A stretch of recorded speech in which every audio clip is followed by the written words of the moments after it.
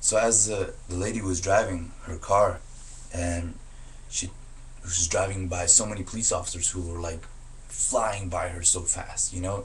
And she mentioned to me, she was like, it must have been, you know, a crazy party. I was like, yeah, yeah, it was a lot of, you know, people there, a lot of fights going on, and a lot of underage drinkers, and a lot of running from the police, and that's why the police are chasing them, you know. And well, she was like, well, I'm glad that you're with me, you know, you get to go home. I was like, yeah, thank you so much. And so she ended up taking me to the gas station, and the gas station happened to be a 7-Eleven gas station. And I went inside there, and I asked you know, the 7-Eleven guy, if the cashier, if I can use the phone to call a cab. And he was like, no, you have to buy something. You have to buy something. I was like, I have to buy something to use the phone? I was like, are you serious? I just want to call a cab. I was like, I know the phone number, 703-522-3333, you know, Red Top Cab. No, no, no, you have to buy something. You have to buy something. I was like, oh my gosh. I was like, oh man, this guy is a hustler. So I went and I got a bottle of orange juice, and I got, oh yeah, I got a pack of gum, and I went to the cash register, and he rang it up, and it was just cost a few bucks, and I pulled out $100 bill. No change, no change. And I pulled out another $100 bill, another $100 bill. I was like, this is all I have is hundreds. I was like, all I want to do is use the phone and call a cab. And finally, I convinced him, and he let me use the phone, and I called the cab. And subhanAllah, I was so upset because he was delaying, and I wanted to call the cab right away so I can get away from the situation, get away from the scene.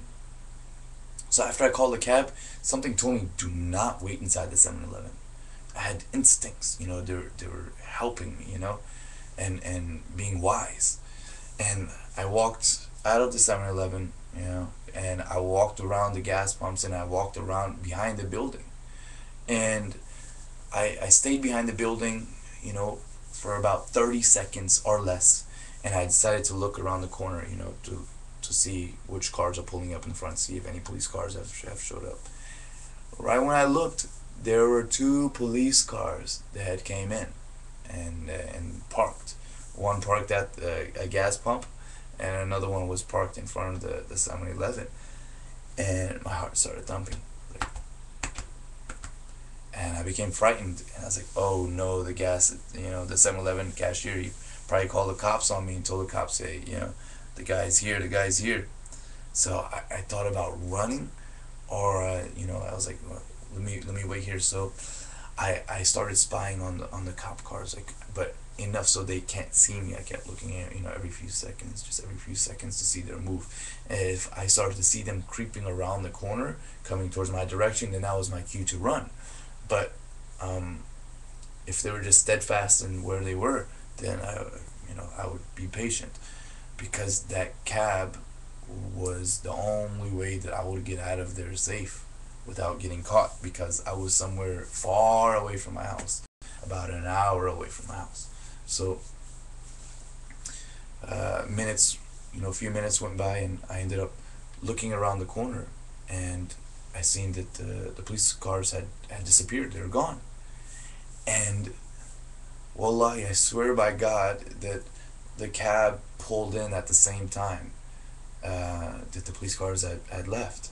And the cab pulled in and just waited there, looked around. And I waited like a good minute before I went out there, you know, and I looked around the corner again to see if it was a sting, a setup.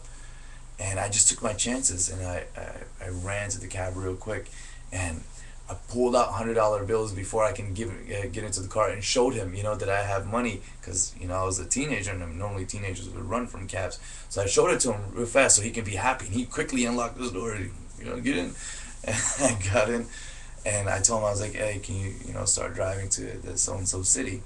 And he did, and it was a blessing, you know. I got out of there safe. And at the time, Al also got away on foot, and he managed to get somewhere safe, and call a cab himself, and use that cash that he had to get away in a cab, you know.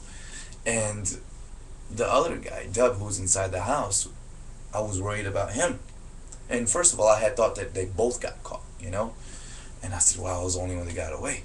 But later on, I found out that Al got away, and then Dub, while we were being chased by the men in blue, the cops, the the guy Dub, he actually walked out the back sliding glass door and ran to the car, and he sat in the driver's seat and pulled the chair all the way back because there were so many other cop cars coming into the scene.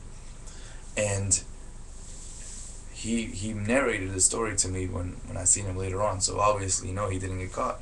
The cops came to his car. They seen a car with the trunk open. So a few of the cops were walking towards the car, and he can see in the rear view mirror that there were several officers coming towards the car. And one of the cops ended up slamming the trunk.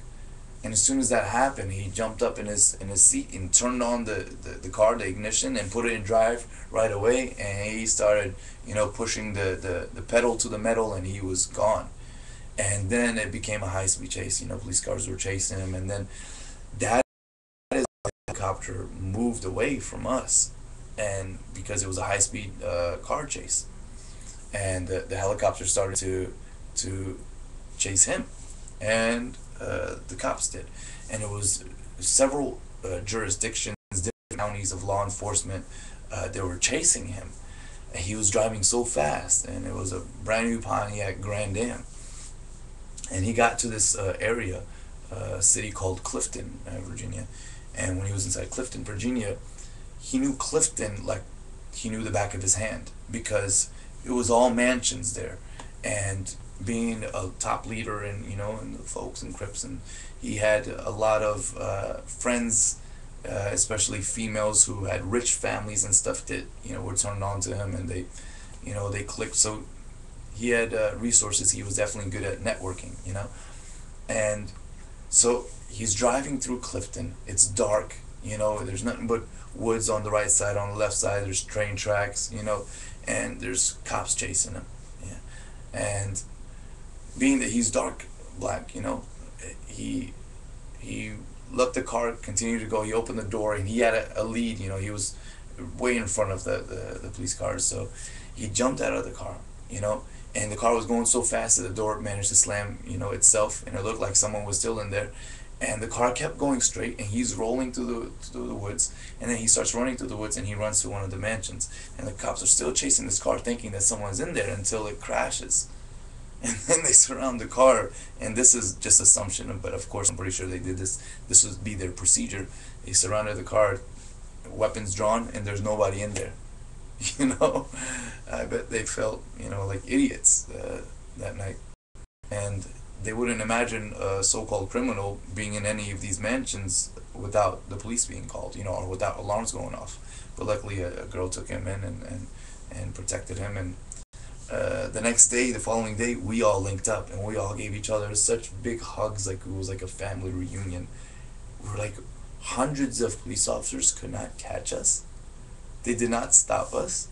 Like, it was definitely a blessing from God Almighty, from Allah subhanahu wa ta'ala.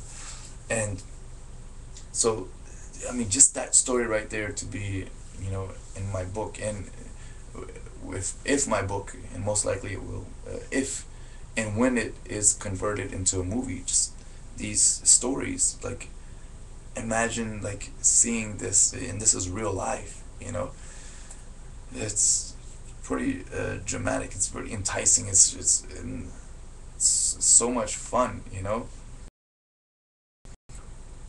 Yeah, that was sort of my life, as a teenager, risk taking, the audacity and the tenacity, and the bond that we had as youth. We respected each other as family. Some of us friends that the gang members were more close than we would be with our own blood family. And yeah, to be continued.